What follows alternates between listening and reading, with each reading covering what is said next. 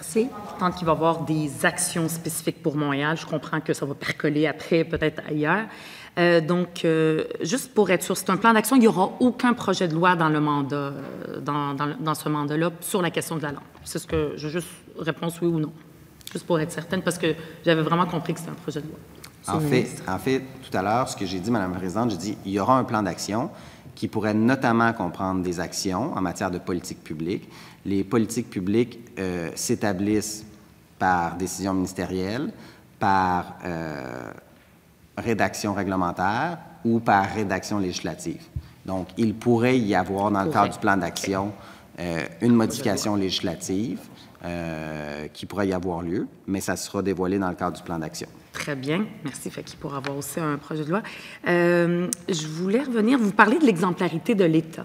Il y a une action souvent, parce que là, ça fait 2 ans, c'est un gouvernement nationaliste qui est ici. On s'attendait que, je veux dire, on parle, on aime la langue, etc. Ça, dans la rhétorique, tout le monde, on est bon là-dedans pour déclarer notre amour pour la langue. Mais par exemple, les actions. Jusqu'à maintenant, il y a peu eu d'actions. Je comprends qu'il y avait beaucoup de choses. Il y a eu la COVID, tout ça.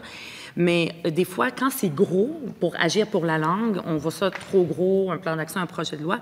Mais il aurait pu avoir une action très, très petite et très simple que le ministre aurait pu faire, c'est celle d'appliquer l'article 1 de la loi 104. Tout le monde est d'accord depuis belle lurette, depuis 2002, que ça a été adopté, ce projet de loi-là, qui, justement, aurait pu corriger une partie de l'exemplarité de l'État, simplement obligation de communiquer avec les personnes morales en français de l'État québécois. Pourquoi ça n'a pas été fait? C'est tellement petit et rapide. Monsieur le ministre. Et tout le monde est d'accord. Monsieur le ministre. Je suis bien heureux, Madame la Présidente, qu'on réitère que tout le monde est d'accord. D'ailleurs, on a voté une motion à l'Assemblée nationale à ce sujet-là. J'en suis un promoteur. Je peux vous assurer que ça va être fait. Cela étant, avec égard pour la députée de Mercier, c'est pas si simple que ça, parce qu'il y a plusieurs ficelles à attacher, si je peux dire, mais très certainement, lors du dépôt du plan d'action, je peux croire que vous ne serez pas déçus par rapport à votre intervention.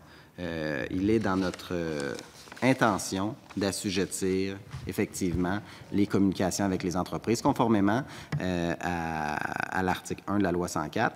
Et d'ailleurs, c'est une loi qui existe depuis 2002. Hein. La disposition n'est jamais rentrée en vigueur. Alors, je comprends qu'aujourd'hui, on me dit ça va faire 1 an que vous êtes ministre responsable de la langue française, bientôt en septembre. Vous ne l'avez pas encore mis en vigueur. Soit, j'en prends la responsabilité, mais je vous dis que je suis en train de travailler là-dessus. Cependant, 2002, le PQ est au pouvoir. Jusqu'en 2003, ils ne l'ont pas fait. Les libéraux, 2003-2018, 15 ans. Ils auraient pu le faire, ils ne l'ont pas fait. Je peux vous assurer que ça va être fait, Madame la Présidente.